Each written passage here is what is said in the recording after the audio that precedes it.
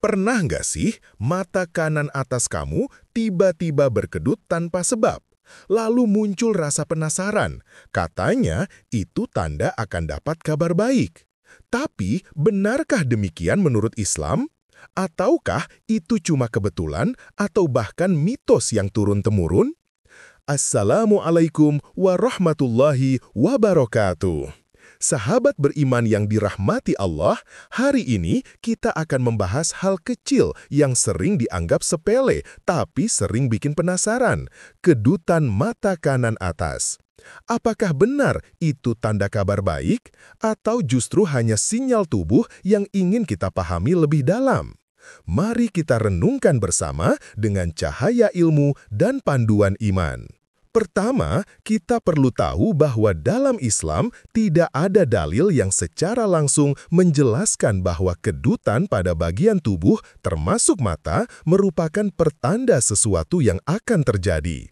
Tidak ada hadis sahih, tidak ada ayat Al-Quran yang menyebutkan bahwa kedutan adalah tanda keberuntungan, kabar baik, atau peringatan buruk. Rasulullah Shallallahu Alaihi Wasallam bahkan menegaskan, tidak ada kesialan, tiarah, dan keberuntungan hanya datang dari Allah.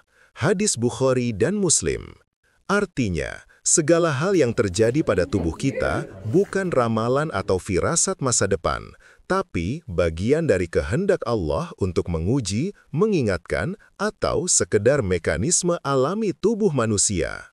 Kedua, dari sisi medis, kedutan mata adalah hal yang sangat umum. Biasanya terjadi karena faktor kelelahan, stres, kurang tidur, atau konsumsi kafein yang berlebihan. Otot-otot kecil di sekitar mata bereaksi karena saraf bekerja terlalu keras. Subhanallah, bahkan dalam hal sekecil ini, kita bisa melihat betapa detail ciptaan Allah pada tubuh manusia. Setiap getaran kecil adalah tanda kebesarannya, bukan sekedar tanda-tanda mistik seperti yang sering diyakini sebagian orang. Namun, bukan berarti kita menolak sepenuhnya adanya isyarat spiritual di balik kejadian kecil seperti ini. Islam mengajarkan kita untuk selalu mengambil hikmah. Mungkin kedutan itu bukan tanda kabar baik, tapi bisa jadi itu tanda Allah sedang mengingatkan kita, istirahatlah, jangan terlalu keras memaksa diri, tubuhmu juga amanah. Atau mungkin itu cara lembut Allah mengajak kita berhenti sejenak dari kesibukan dunia untuk berzikir dan mengingatnya. Ketiga, jika kamu merasakan kedutan dan langsung teringat akan ada kabar baik, maka jadikan itu momentum untuk berbaik sangka kepada Allah. Karena husnuzon adalah sifat yang dicintainya. Rasulullah Shallallahu Alaihi Wasallam bersabda, "Aku sesuai dengan persangkaan hambaku kepadaku." Hadis riwayat Bukhari dan Muslim. Jadi, jika kamu merasakan kedutan itu tanda kebaikan, bukan karena mitos, tapi karena kamu yakin Allah sedang menyiapkan sesuatu yang baik, maka boleh saja, asal keyakinanmu kembali kepada Allah, bukan kepada kedutan itu sendiri. Perbedaannya tipis, tapi maknanya dalam. Jangan menuhankan tanda, tapi yakini Tuhan di balik segala tanda. Keempat, dalam kehidupan orang beriman, segala sesuatu bisa menjadi pengingat akan kebesaran Allah. Kedutan, rasa lelah, bahkan hal-hal kecil seperti itu bisa menjadi cara Allah menegur dengan lembut. Mungkin kita sedang terlalu sibuk, terlalu stres, atau lupa bersyukur. Maka, kedutan itu seolah berkata, "Hei, berhenti sejenak, ingat siapa yang memberi kamu nikmat mata ini."